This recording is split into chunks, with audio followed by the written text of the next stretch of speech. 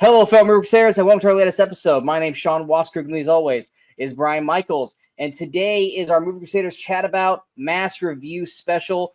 We have 6 movies that we're doing reviews for. 2 of them are just going to be Brian only because I haven't seen them yet.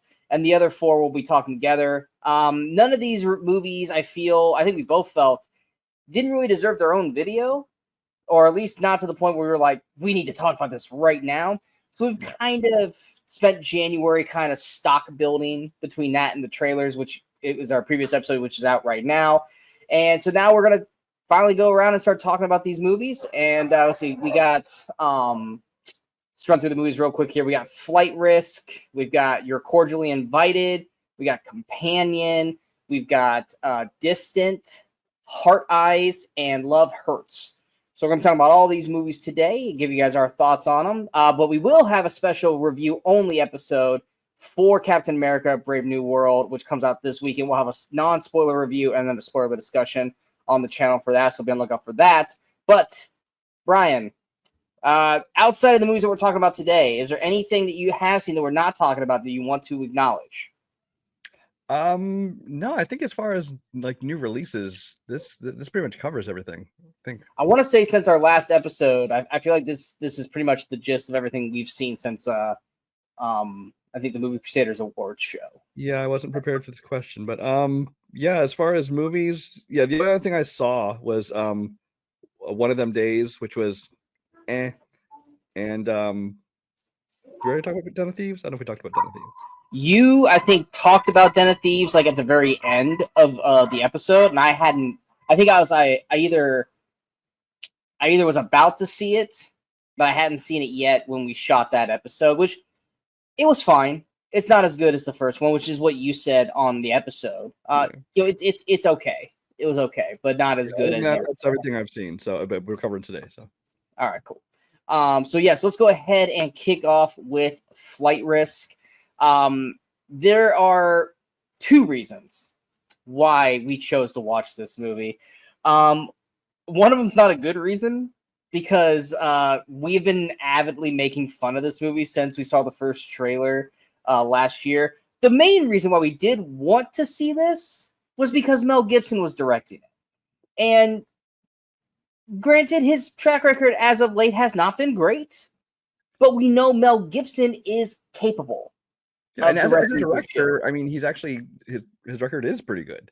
I mean, he stopped directing for a while. At the same time, he stopped acting. Well, he still did some acting in a lot of smaller films because of some of the shit going on. But as far in terms of his actual filmmaking, as a director, he's actually an excellent director. We've really, I mean, he's an Academy Award-winning director. And so I had a lot of faith in this. I like the genre, you know, it's kind of getting back into it. And he was doing like a smaller film to kind of dip his toes back into it. He got together with a decent cast. So it was promising.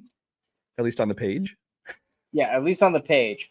And basically the main premise of Flight Risk is we've got, is she CIA or is she FBI? U.S. Marshal. She's U.S. Marshal, that's right. They're all the same to me. They're not. I'm just saying, like in the movies, they're like, oh God, which one are you now? Yeah, so it's following this U.S. Marshal who's transferring this character witness. Michelle Dockery is the U.S. Marshal, and Topher Grace, of all people, is the witness. And they're in Alaska, and they're trying to get to, I think, Anchorage. I think is where they're trying to get to. They're gonna go to Anchorage, and they have to go from there to New York. Yeah, so that way he can be the star witness for like this mob boss. And Mark Wahlberg is the pilot, but then you find out on the plane that he's actually an assassin there to try and kill Topher Grace's character, and then basically that's the rest of the movie from there. The other reason why we were definitely going to be watching this is the horrifically stupid, hilariously dumb choice of making Mark Wahlberg look bald in this movie. Why was this a choice? You know, we watched the trailer. Like, we first heard about it, and I'm like, Mark Wahlberg. I know he's worked with Mel Gibson a couple times, so I think he kind of did this movie, to do a movie, but also maybe be kind of like a favor to him. Well, he's playing a bad guy, and we haven't seen Wahlberg play a bad guy, which he's done sometimes, which I've really enjoyed him with a few times he has. And so I'm like, he's a competent actor. And so I'm like, okay, he's good. We saw the trailer and we're both like, what the fuck is that? But of course, we're thinking, you know what? There's got to be a reason for it. There has to be an explanation for it. Like, the actual pilot he's replacing has a bald head, so he quick had to do that. Nope, none of that. Just no reason. He's a balding guy, which is he's not even a balding guy. You can see that it's shaved, so it's like, ugh. Yeah, the pilot he's even impersonating isn't even the same ethnicity as him in the movie. But what even boggles my mind even more is because when he gets on the plane, he's wearing a hat, backwards hat, with fake hair. He's wearing a toupee. And then when they get in the middle of the fight and the hat comes off and the toupee comes off, you're like, what the fuck? And it's like, why was this a choice? Why was this a choice? This had to have been something like Mark Wahlberg's like, look, everyone likes me too much because I'm a pretty boy. So how about we ugly me a bit? How about we just go and just do that? And no, this is like, okay, yeah, sure. Let's go ahead and do that. I don't know. There's no other situation that makes sense to this. I remember on Cinemasochism, we were talking about the movie Tiptoes. And Kate Beckinsale apparently had this thing about she'd only do the movie if she got to wear whatever hat she wanted the whole movie. And she was wearing weird fucking hats the whole movie. It's like, I have to think that Mark Wahlberg was just like, okay, I'm going to do your movie, but only if I can do this thing with my hair. It's like, there's another movie that we're going to be talking about where there's a character doing a specific thing that brings nothing to the movie, but it is such a focal point that it bugged the shit out of me. We're going to be talking about it in a little bit. But yes, I could not get past this ugly, bald-headed decision in this movie. I just couldn't take the movie seriously. Not to mention that there's some really rough dialogue. Michelle Dockery, I don't really recall her in much that I've seen. She didn't ring a bell. It's like she looked familiar, but it wasn't someone that I was like, oh, her kind of thing. I think she came from, was it Downton Abbey? It might have been Downton Abbey. She came from some popular show like that. And then I've seen her, like she was in the Netflix series version of The Gentleman, which she was fine in that. But no, she was in the theatrical version of The Gentleman. Yeah, she was in the theatrical version of The Gentleman, which you haven't seen. I still haven't seen yet. So I'd only seen her in that. And I mean, she's fine in this movie. Mark Wahlberg, besides the hair, is fine if maybe going a little bit too over the top. Topher Grace is playing Topher Grace. Topher Grace is 100% just playing himself, which is fine. It fits the character.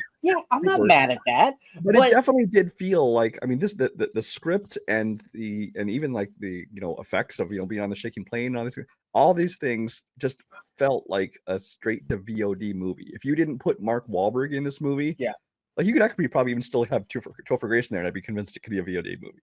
But without Mark Wahlberg, you'd look at this and they're like, this didn't go to theaters, did it? And I guess that's what January is. It's like, we need something in the theaters, so let's throw something in there. Because there's no point in this movie where I felt that this deserved to be in theaters, outside of it being January. Because everything just felt B-rated. I mean, there was no real great effects, not that there really needed to be for what we're doing. The whole movie is basically shot in this cockpit. But the dialogue isn't great. The telephone conversations weren't great. And why did we not get Mel Gibson to play Coolidge, which was like the U.S. Marshal chairman or chief or whatever? Why will not have Mel just do that voice? Honestly, I think they're afraid that people still aren't ready to watch Mel. But if you watch the trailers for this movie, it doesn't say directed by Mel Gibson. It says from the director of Apocalypto and Braveheart and stuff like that. Because they think you don't know that. But it's just like, I think they're afraid to publicize Mel Gibson as part of it. But I mean, it's like he's been doing movies lately, and he's been fine in the movies that we've seen. But yeah, the movie doesn't really do a whole lot. There's certain points in this movie where, much like you and Kimberly both said about Carry On, where it's like you have to suspend your disbelief. There's so many parts of this movie where I'm like, oh my god, what the fuck? Because like there's times where, first off, there's like a point when like they knock out Wahlberg, and he's like tied up like this, and he's still supposed to be out cold. But like the camera is showing Michelle and Topher talking, and you can see Wahlberg doing this. Yeah. And he's not supposed to be awake yet. So clearly it was shot out of order.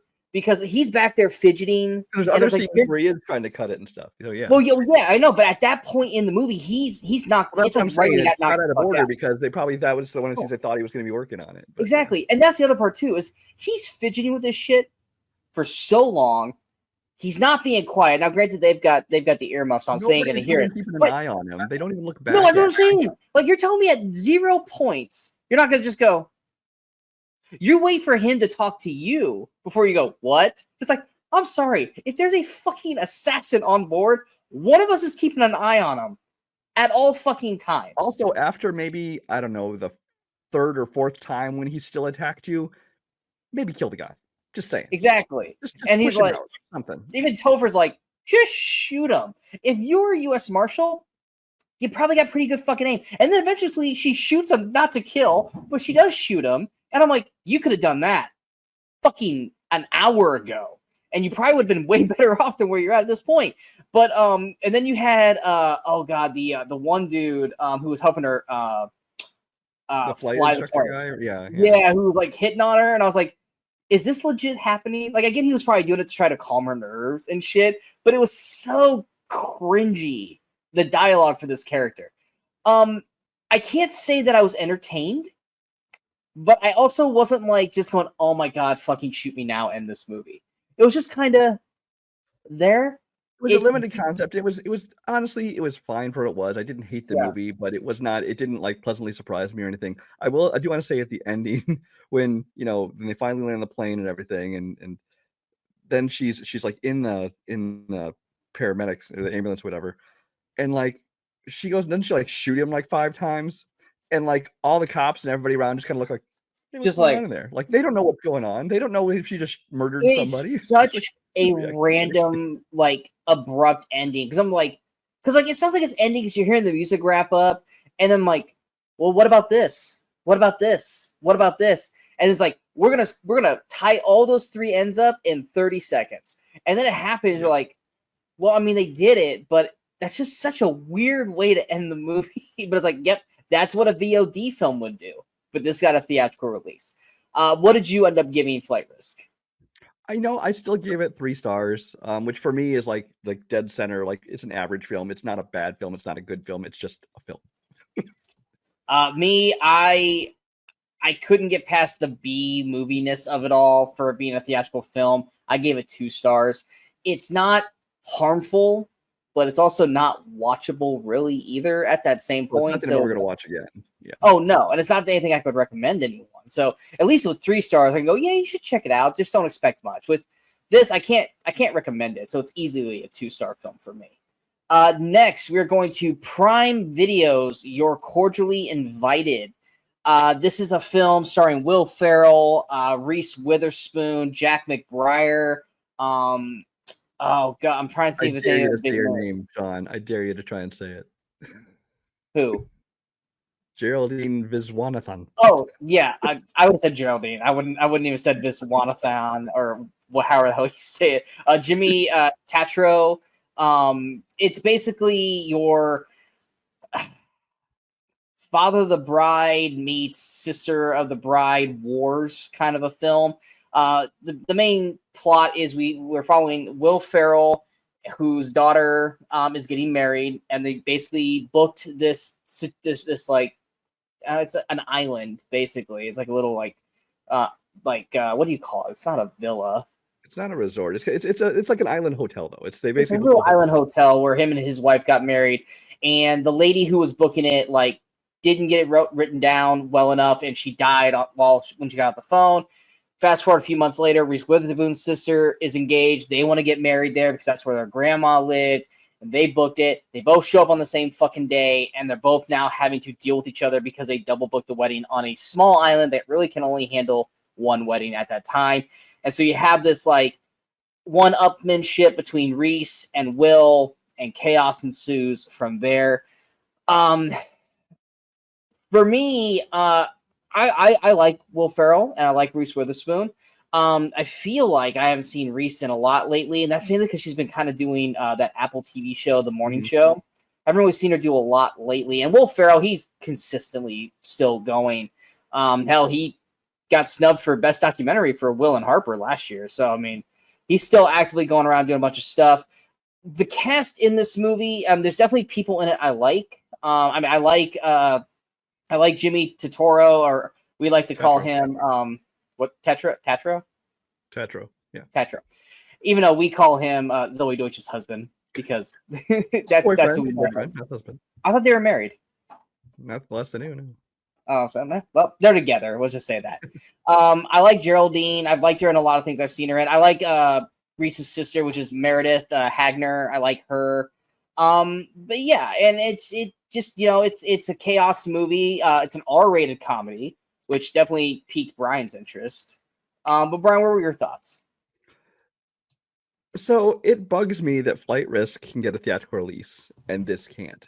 I mean, because I used to love seeing romantic comedies like this, my best friend's wedding and these kind of things that would come out in theaters and people would go see them and you could enjoy a comedy with a crowd, which now you almost never get anymore. You know, you occasionally get like some, teen comedy like a Superbad or something. I mean, even that's, 15 years old, but, something along those lines that come out. But even then, comedies just don't make money in theaters anymore because people are just so used to catching them all on streaming.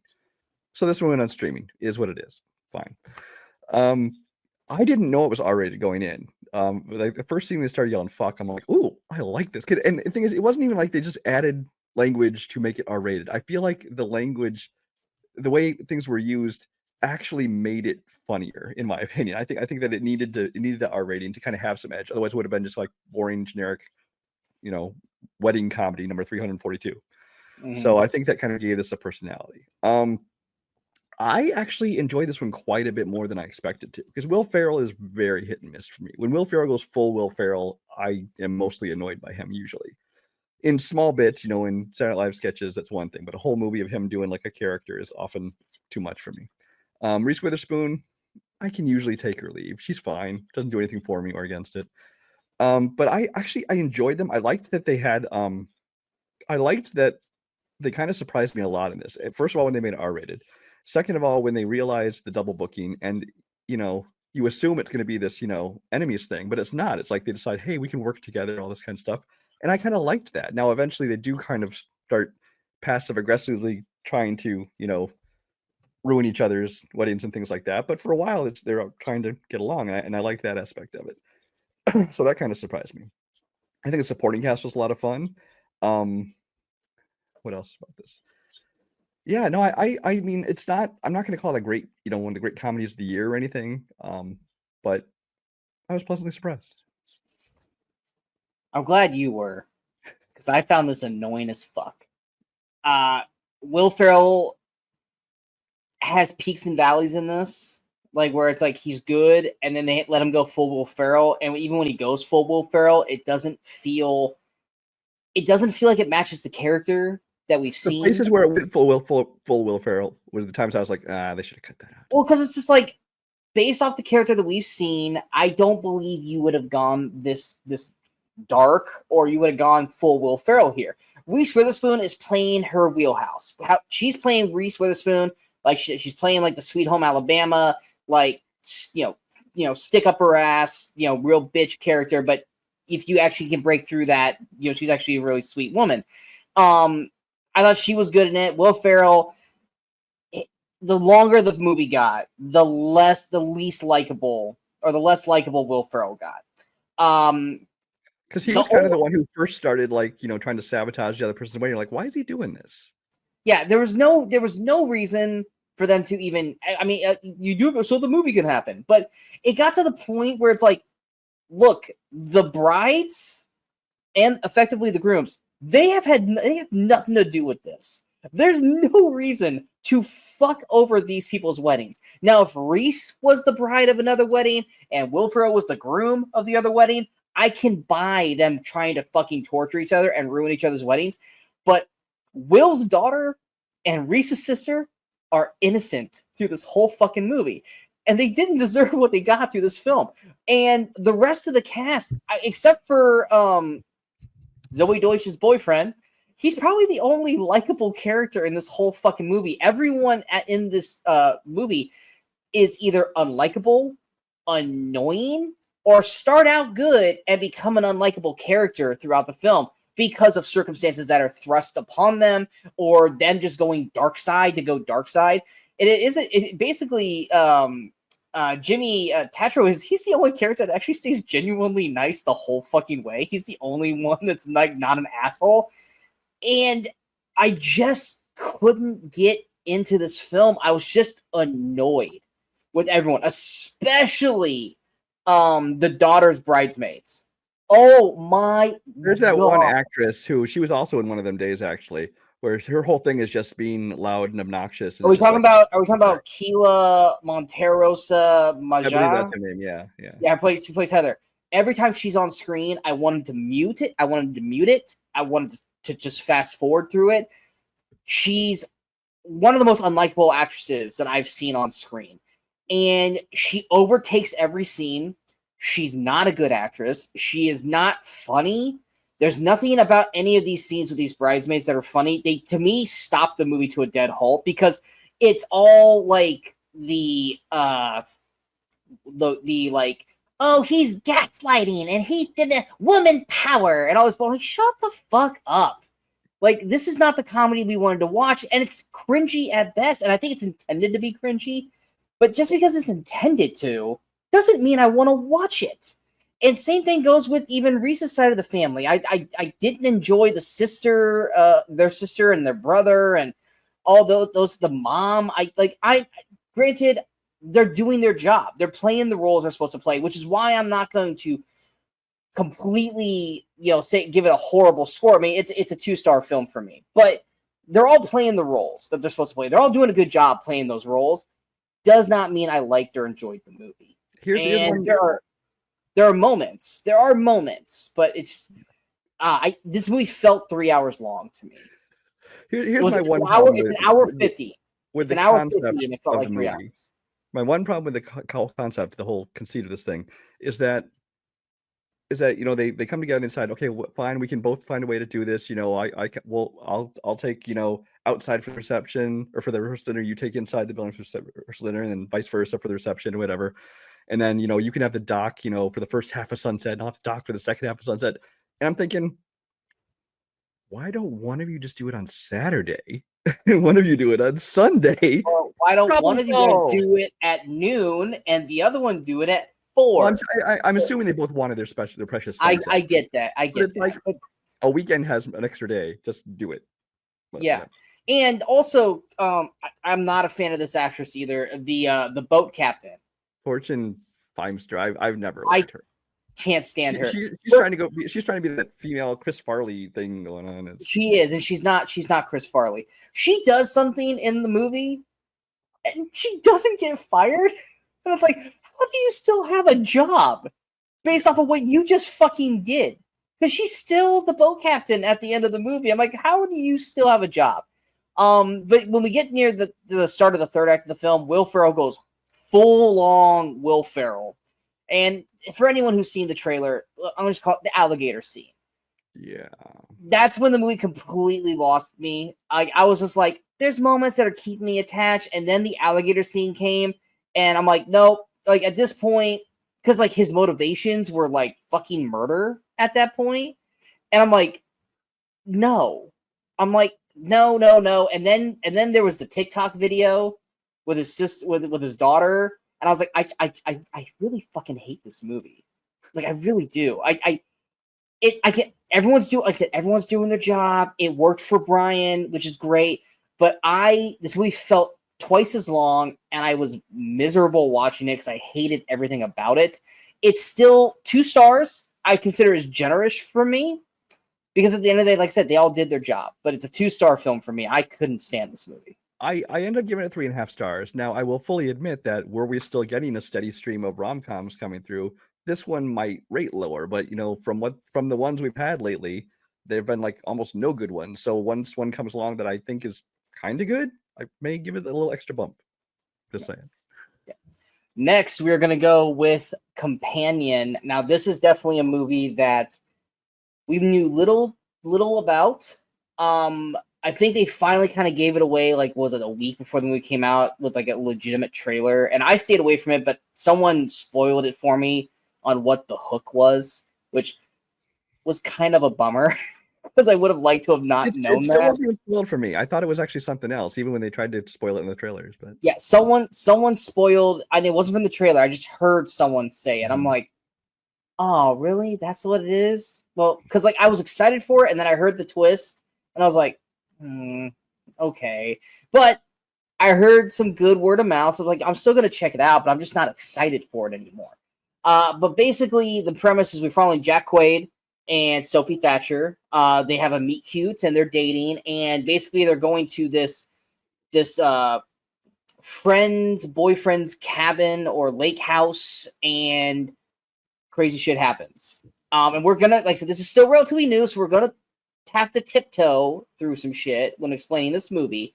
But I went into it with low expectations, and I was thoroughly surprised with this film. I thought Sophie Thatcher, who I've always been a fan of. I know Brian is not a huge fan of her, but I have really liked Sophie Thatcher. I loved her in Yellow Jackets. I loved her in Boogeyman. I thought she was great last year in now I'm blanking on the fucking movie that she was in last year. I have to pull it up real quick. Yeah, look she was in another horror movie last year. Maxine Heretic. She was a Heretic. Heretic. I thought she was great in Heretic. So I'm a fan of Sophie Thatcher, and I thought she did a real good job in this. She really gave me that Daisy Edgar. Was it Daisy Edgar really? Daisy Edgar Jones in Fresh, which came out a couple years ago. She gave that kind of vibe to it, and I was really all there for that performance. I thought Jack Quaid is great. Jack Quaid now has become, like, we all know him as Huey from The Boys, but recently Jack Quaid does a real good job of playing a dick. He's a real good dickhead in these movies, and I think he knocks it out of the park with it. I also shout out to Harvey Gillian. Is it Gillian? Gillian? Sure. I know him from What We Do in the Shadows. Yeah. He's my boy in What We Do in the Shadows, and I was so happy when he popped up on screen, and he's a delight. He's hilarious in this movie and what we get of him. I also want to shout out Patrick, the actor who played Patrick. Yeah, Lucas Gage, who also in Roadhouse. He was in Roadhouse. He was in Smile 2. He was also in season 3 or 4 of You. I'm really liking this guy. This was a small cast, but I really enjoyed this cast. I thought it had some unique shocks, some unique surprises, without going into the twist of it all, which I don't know if we want to say the twist because, like I said, it is in the trailers. Do we want to say it, or we want to keep it shadow? Go ahead. Nobody's watching this that hasn't watched the movie. Okay. Basically, we find out that Sophie Thatcher's character is a sex bot. And no, it's a companion bot. It's more than just sex. Yes. She's a companion bot. But basically, she's been orchestrated to this kill plot at this friend's cabin, and she's trying to be framed, and she's basically, she's a robot, but she's basically the final girl in this. But the twists and the turns are great. I think there's a lot of great humor in this, some great dialogue between this cast. I think this cast works perfectly well together. Brutal when it needs to be. Some great hilarious moments, especially with the meet cutes, especially for Patrick's meet cute. Patrick's meet cute is hilarious. But I really had a lot of fun with this movie. I was thoroughly surprised with this. It's my number 1 film of the year so far. Yeah, I mean, I was really looking forward to this from the trailers, which I didn't really know much from. It kind of gave you the tone of it, but for me, it didn't really tell us a whole lot about the movie. And then there was a later trailer or something where he, I don't remember, Jack Quaid said something like, turn off or go to sleep. And you saw like her eyes go, white like that or whatever. Yeah, I was go to sleep. And I assumed she was like hypnotized or something. Like I was thinking more along the lines of like Blink Twice, where they had done something to these girls and made them, like this. I did not know she was going to try to be a robot. That was kind of surprising to me. But I liked where the story went with it. I kind of liked how they played up the robot thing where like she could she got a hold of the control app or whatever, and she's able to crank up the intelligence and modulate the voice and do all those different things. I thought that was pretty clever the way they found ways to use that. I as well, I really liked Lucas Gage as kind of the other robot of the group. It was surprisingly funny. I did not expect it to be as funny as it was. I thought it was going to be more like a dark kind of, thriller. and it wasn't. There was a lot of humor throughout, which I appreciated that. I will say, like I said in my review, this is the best, I think, of the All Men Are Evil trilogy. That's kind of with Don't Worry, Darling, and Blink Twice, and then now this, where it's like the evil men are literally controlling women. It's not just it's not just a metaphorical thing anymore. They really are controlling them. So I think there's way more than a trilogy of those. I know, but those kind of the three big ones that have come out, and the ones where it's more like they're literally controlling them as opposed to just being oppressive. And I think this one did it the best, and I hope that they can just now maybe retire this thing, because let's stop beating it into the ground. They won't, but we can hope that it was. Sophie Thatcher, I'm not a huge fan of her as an actress, but I thought she did a good job in this role. What did you end up giving it? I ended up giving it 4. I also ended up giving it 4. Like I said, thoroughly surprised, loved what it did. Strong recommendation for me on this. And like I said, I gave it a 4, but I'm trying to go back and think, it's like, what could I have done? What would I have done differently to boost the score higher? And outside of just really going full blown like crazy with it, which I think it does enough with that. I think this movie did the best it possibly could. I really did. I don't really know what they could have done better, but I really did enjoy the movie for what it was. Yeah. Next, we got 2 Brian reviews, because I have not seen these next 2 films. So take them away, Brian. So first, I'm talking about a movie called Distant. Now, you probably haven't heard of Distant, and you probably didn't know it got released, because it kind of hasn't. This is a movie that had like a weird journey. It's a sci-fi movie, a sci-fi comedy, actually. I thought it was just pure sci-fi. It's directed by Will Speck and Josh Gordon, who also did like Office Christmas Party and Blades of Glory and The Switch. So I guess I should have known that it was a comedy. I mean, it's not like a zany comedy, but there's definitely a lot of comic beats to it. It stars Anthony Ramos and Naomi Scott. They're basically there's a ship that's transporting like a whole bunch of people to like a planet, like stars or galaxies away, and so they put in like basically kind of a cryo sleep or hypersleep or whatever. And of course, like so happens in so many of these movies, it gets hit by an asteroid, and it goes to crash land on a ship, and most of the pods are destroyed on impact. But these 2 people have survived, and he has to try and get to her, and so they can both try and find a way to get to safety, and try and send a signal for help. So it's basically a 2-person movie. It's basically just the 2 of this in this movie. Now this is a movie that was filmed in 2020, originally set for release in March of 2022, got delayed multiple times, kept getting pushed back like 6 months or a year at a time, then disappeared completely from the schedule. But then apparently, and I just found this out recently, in July of last year, it had a brief theatrical release only in Vietnam, which tells me it's probably some contractual thing that they had to release it somewhere. But then it apparently recently popped up on VOD, but only in some European countries, actually under the title Long Distance. So thank God for VPNs. I was finally able to see this movie that I've been wanting to see, because I like, Anthony Ramos. I like Naomi Scott. Yeah. I'm not surprised it didn't get a theatrical release and they don't know what to do with it, because it feels like a Netflix movie. This is a movie that I think if they released it theatrically, it would bomb. It's not a bad movie. I enjoyed the movie, actually. It's a very small movie. It's a simple plot. Like I said, it's a 2-person story. Not a lot really happens in it. It just feels kind of small scale. I mean, all the effects and things are very well done though. But this totally feels like it would be at home, like as a made for Netflix movie. But I really like both of them. It's a short movie. It's only like 80 minutes plus credits. But that's more than enough to kind of tell the story they're kind of telling. And if it ever actually does finally pop up somewhere on a streaming service, I would say check it out, because it's enjoyable. It's just nothing. I think I remember it might have been 2023 or 2024. This was on my like most anticipated, because I saw Anthony Ramos, Naomi Scott space film, and then it just disappeared from my brain. And then you said, "Hey, do you remember that movie Distant?" And I'm like, "Why does that sound familiar to me?"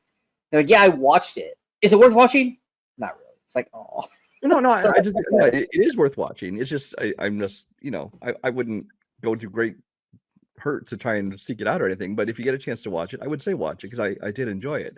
But I did the same thing you did. I had largely forgotten about it. Like I said, it was still on this list of movies like I'm kind of keeping an eye on, but I kind of just never bothered looking into that one, because I knew it just got deleted from the schedule. Keep in mind, Brian and I both have these lists that are like 400 movies long. Yeah, basically. So yeah. And then, but then, like somebody I knew in in another forum I was reading somewhere, somebody was like reviewing it, or no, I think I saw a Letterboxd review, and then I looked into the Letterboxd review. I'm like, wait, how did these people see it? And I saw some in like foreign languages. I'm like, oh, maybe it got released somewhere, played at a festival somewhere. But then I looked in the comments, and somebody mentioned how the Vietnam release and the VOD release. I'm like, well, if it's out somewhere, it's online somewhere. So what'd you end up giving it? I only gave it 3 stars, which, like I said, it's not a bad movie. It's not a great movie, but it was perfectly fine. It's the kind of thing, if you did find it on Netflix and you put it on, and like I said, it's only 80 minutes long, it's a good use of your time. Gotcha. And I like both these actors, so their charisma enough is that's what I said. That was the whole sell point for me, was because I love Anthony Ramos and Naomi Scott, so I would have loved to have seen what they'd done with it. But, And then the other film came out just this past weekend. Sean just hasn't had a chance to see yet. It's Hard Eyes. So I won't go into great detail because I don't want to spoil things in this movie. I have to put a disclaimer at the beginning of this one, though, because I had possibly the worst movie-going experience I've ever had watching this movie. The only people in theater was me and then 2 ladies who, between them, had brought 4 kids with them, ranging in age from 4 to 7, into this, R-rated slasher horror flick. And of course, the entire movie, the kids are talking to each other at full volume. They're walking all around the theater, doing everything they can do. And it was just infuriating and distracting. And so I do think that kind of hurt my enjoyment of the film. That being said, I did enjoy this film. It's just, I feel like it could have done so much more. It's like, it's very kind of short on story. There's not a lot to it. So if it wanted to be taken seriously, it needed more story.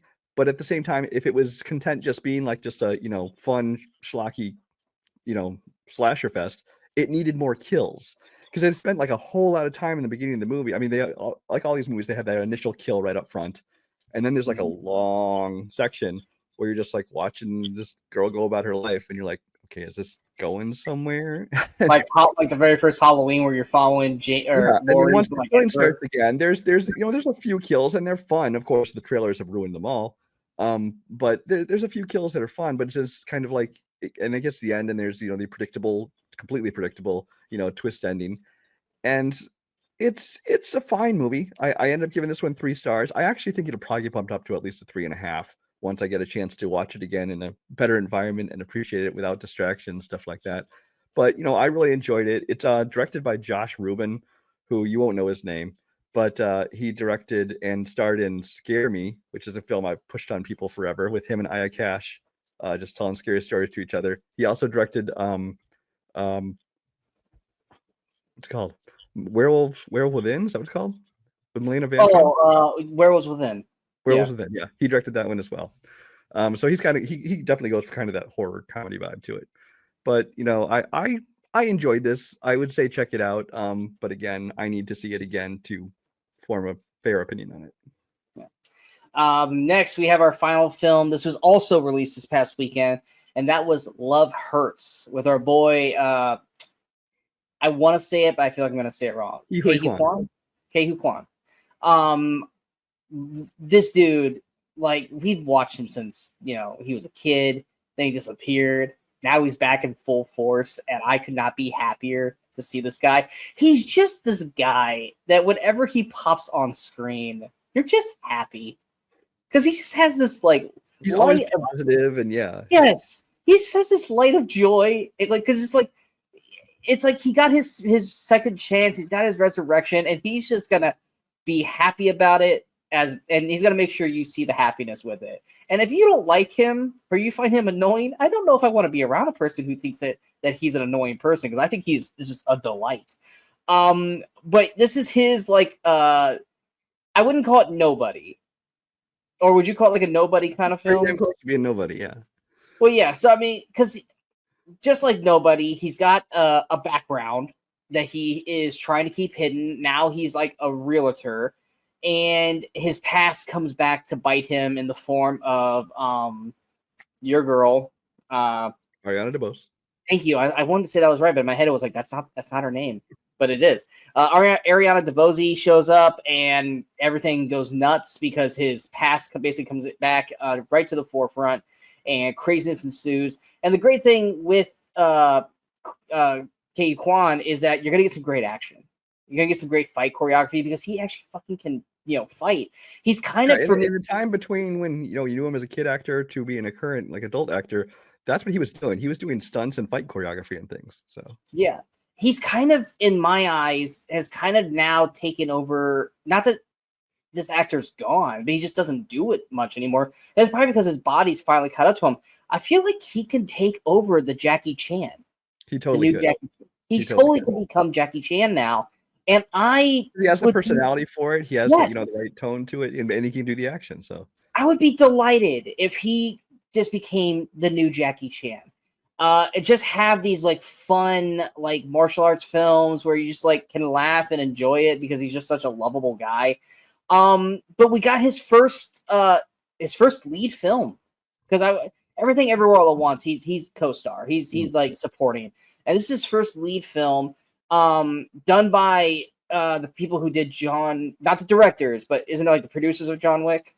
Yeah, well, it's 87 North, who is the company that I've always championed. The company founded by David Leitch, and it's basically a bunch of stunt guys, and then they still do stunt work and stunt choreography and things like that. But then they also, obviously, David Leitch has started directing, and he has this whole 87 North Productions. This one is produced by them as well, I believe. It's directed by the guy who is kind of like David Leitch's number two. Is in terms of, he like on David Leitch's in The Fall Guy. This guy, Jonathan Eusebio, who goes by JoJo, he I believe was the stunt coordinator on Fall Guy, and now this is his chance to take the director reins. It's his directorial debut. So it has a lot of the same people involved, a lot of the same, from producers to director to stunt teams and all kinds of people involved. But yeah, so why don't we go into it? What was your thoughts of Love Hurts? This, I think, was this our number one most anticipated on the combined list? I think it was. Was it? It was up there.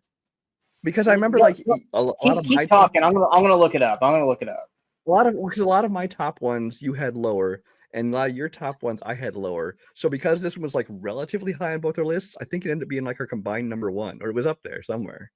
I'll look while you're talking. I'll make sure that I mute the video while I pull it up. So this is something we were looking forward to. And I wasn't expecting it to be, John Wick. I wasn't expecting it to be a perfect movie, but I was expecting it to be a ton of fun. Because like I said, this is my kind of movie. It's an action, it's comedy, it's 87 North doing great stunt work and great action. And for the most part, they gave us that. The problem is that, again, this is kind of a short movie. There isn't a whole lot to it. It was. Yeah. When the action scenes are happening, I think that a lot of the action and stunt work is very well done. It's very, they get very creative with it. They have the fights in the kitchen, they have the fights, and they, use all the things around them. And I think the action is very well done. The problem is that the story and the rest of the plot and kind of some of the characters don't kind of live up to the rest of the film. And so, I was disappointed by it. I wouldn't say I disliked the movie, but it definitely was not quite as good as I'd hoped it would be. Yeah, Ke Kwan deserved better than what he got in this movie. I feel, like I said, the action set pieces I thought were really well done. I think both fight scenes with him and Mustafa Shakir, I thought both their fight scenes were top notch. Both, especially the first fight scene in his office, that very well could be a nominee for best fight scene at the end of the year, unless we get some really great ones throughout the rest of the year. But I love that fight scene. The second fight scene, I think if it had a better ending, it probably would have maybe rivaled that first one. But when we do get some fight action sequences, I think it is a fun choreographed film. The story is not good. It's very cookie cutter. It is very lacking. There's an entire subplot with his assistant and the Mustafa Shakir's hitman. It's this completely unnecessary random subplot with those two. I'm like, where's this going? And that's the problem. Is and you said it in your review, the movie is barely 85 minutes long, and you had to pad this movie somewhere. And you know how you could have padded that movie? With some fucking story, because there's so much story. There's the relationship between him and Sean Astin. You could have built up on that. You could have actually done some fucking flashbacks to see where his character, how that character became to get known by Sean Astin and where he has become. And there's just so much where I was watching, so you know what? If you just would have given some visual exposition, I wouldn't have been mad at it. Just to pad this movie a little bit more. But I never really bought the chemistry between Ariana DeBose and Ke Quan. He's just delightful, and I didn't buy that these two were like crazy about each other. His like brother 20 years older than her, so it's like really, yeah, that too. I was like, is he like way older? That's the other thing I think keeping him from being like the next Jackie Chan is like he's already like 52 years old too. So it's like I don't know how much time he's got to be doing this kind of thing, but it's like, that was a little creepy. Yeah, and then Daniel Wu, who plays his brother, for some reason, I don't know if it was like a character decision, like with Wahlberg and a bald head, he always had to have a fucking coffee cup in his hand. He always had to shake the fucking ice. Like, what? Why the fuck is this a thing? Why in every fucking scene, this guy has to be having this coffee cup? And it's one of those things where as soon as he finished it, someone gave him a brand new one. Like, someone stopped giving him coffee because it was annoying the fuck out of me. But like, I thought Marshall Falk was funny. He surprisingly actually, an enjoyable. Honestly, of everybody in this entire cast, he surprised me because the only place I'd seen him try acting before was in was it called Bottoms? And he was just kind of playing like a very small role, a little bit of comic relief, occasional line here and there, whatever.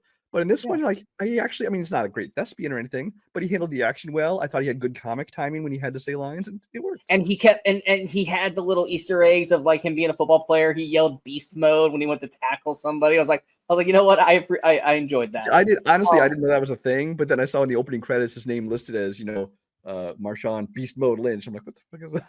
Well, it's because he powered through when he was a running back. He powered through people like. So you make that your credit on screen? Yeah, whatever. I guess so. But I mean, there's also this like weird subplot with like his partner and like his wife that was just kind of like an unnecessary like story thing. But once again, got to find something to fucking fill the time because you aren't doing much of a story with this. There's also kind of a fun but very very quick cameo for Drew Scott for anyone who watches like the QVC, Property Brothers, which I thought was like that could have been a fun character if it lasted more than 2 minutes. I think it was supposed to be a cameo because apparently he's a big action fan and he knew the guys. So. Oh, he is. But I was like, they could have done a little bit more with that to just stretch it out a little bit.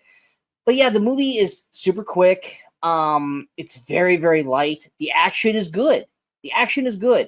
But the story, there's nothing to it. I had fun watching Ke Quan. I had fun watching him because he's infectious in terms of fun, but I didn't really enjoy anything else about this movie. And for it to, now that you brought it to my attention, our most anticipated collective film of the year, this is an epic disappointment. It really is. But again, that was just because of our and the other ones. I know.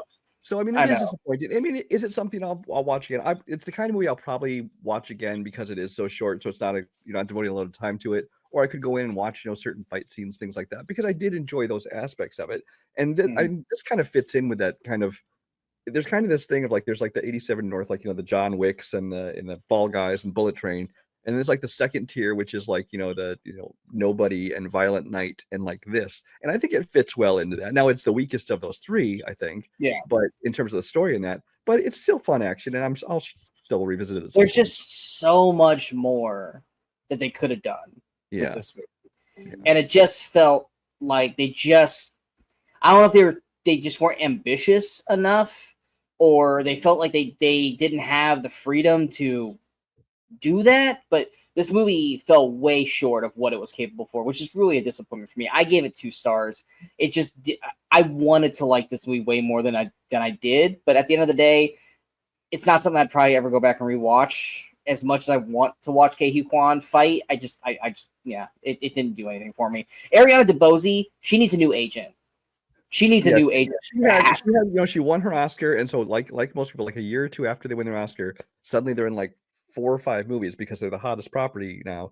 But then most of hers have been pretty much flops. She's going to start becoming a VOD actress if she doesn't fucking figure some shit out quick.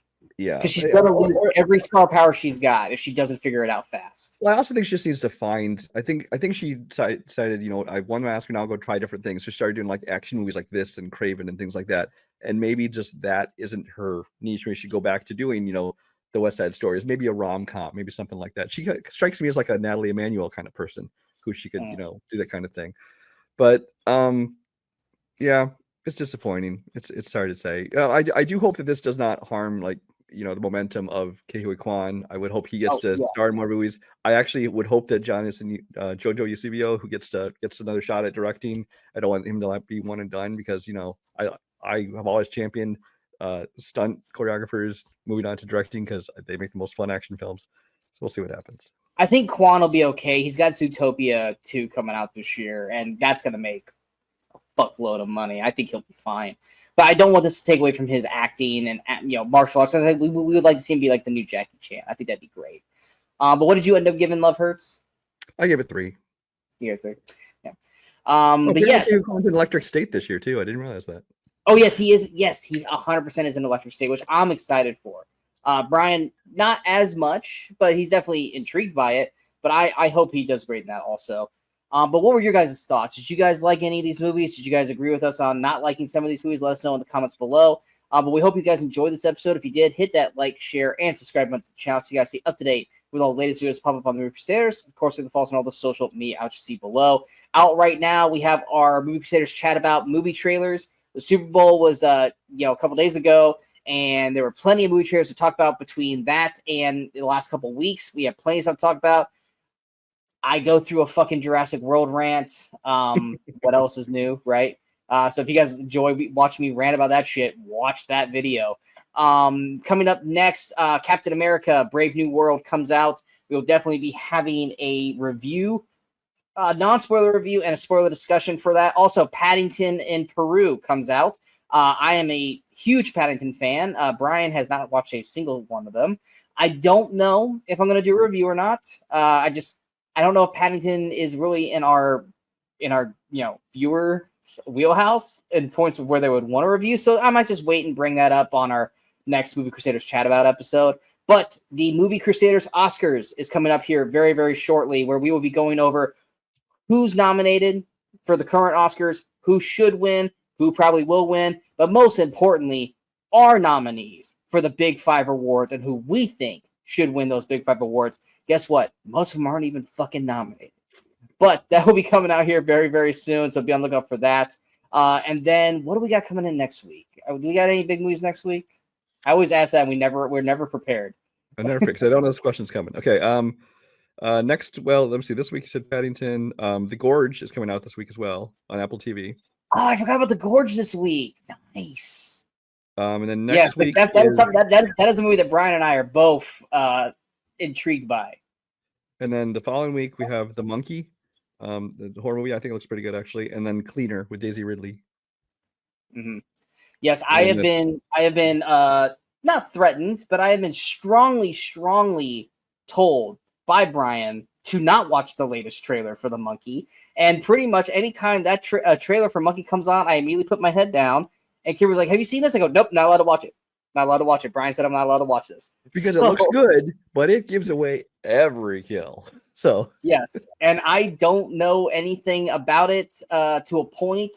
So I'm doing my best to steer clear of it so I can actually watch The Monkey with clear eyes. And this could be if The Monkey ends up being good and Brian ends up liking this could be the ultimate 180 that Brian feels about a director. Because he went from like one of Brian's worst films of 2024 with Long Legs to The Monkey, and if Brian ends up loving The Monkey, I can't wait to watch this story of Brian going, you know what? The Monkey disappoints me because I was looking forward to Long Legs too, so we'll see. Yes, I'm actually seeing a screening of it next Wednesday, so we'll see what happens. Yeah, you'll definitely see it before I will. But yeah, we have plenty of stuff coming up on the channel. Also, we have plenty of shows that we are currently game planning to do outside of just Movie Crusaders chat about and just movie reviews. So be on the lookout for all that. But until next time, I'm Sean Wascrew. That is Brian Michaels. We are the Movie Crusaders. And until next time, in case we don't see you, go watch the movies, go have some fun.